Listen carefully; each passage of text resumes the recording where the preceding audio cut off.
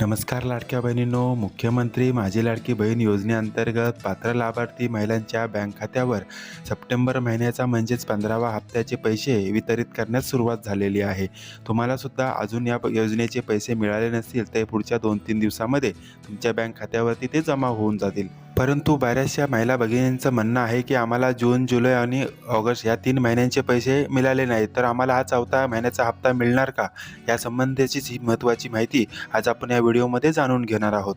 Video महत्त्वपूर्ण होणार आहे, त्यासाठी व्हिडिओ शेवटपर्यंत बघा. आणि जर आपल्या चॅनलवरती पहिल्यांदा आला असाल तर चॅनलला नक्की सबस्क्राईब करा. त्याच्यामुळे अशाच प्रकारचे नवनवीन योजनेचे अपडेट आपल्यापर्यंत पोहोचायला मदत होईल. चला तर मग व्हिडिओला सुरुवात करूया.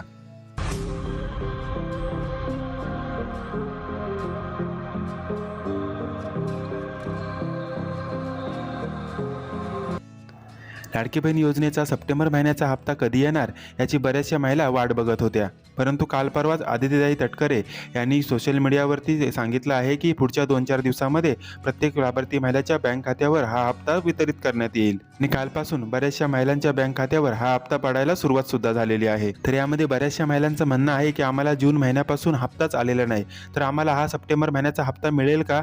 तर नाही, कारण सर्व पात्रता तपासण्यासाठी लाडकी बहीण योजनेअंतर्गत KYC करायचं शासनाकडून ठरवण्यात आलेलं आहे. आता ही KYC प्रक्रिया पूर्ण झाल्यानंतरच जून महिन्यापासून लाडक्या बहिणींना ते पैसे द्यायचे आहेत की नाही, की ते पात्र आहेत की नाही, हे ठरवलं जाणार आहे.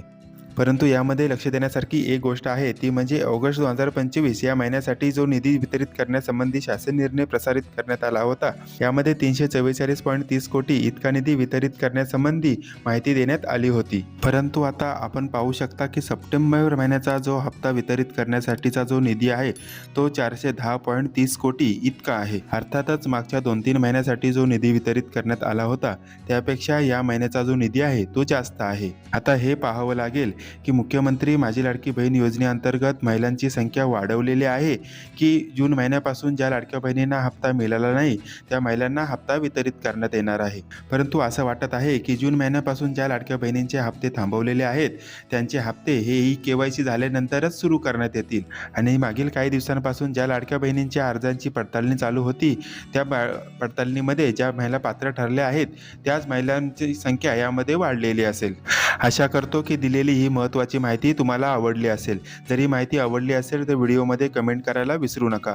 आणि अशाच प्रकारचे नवनवीन माहितीचे अपडेट मिळवण्यासाठी आताच आपल्या माहिती हक्काची या यूट्यूब चॅनलला नक्की सबस्क्राईब करा. त्याच्यामुळे अशाच प्रकारचे नवनवीन माहितीचे अपडेट आपल्यापर्यंत पोहोचायला मदत होईल. भेटूया नवीन एका अपडेटसह नवीन एका व्हिडिओमध्ये. तोपर्यंत धन्यवाद.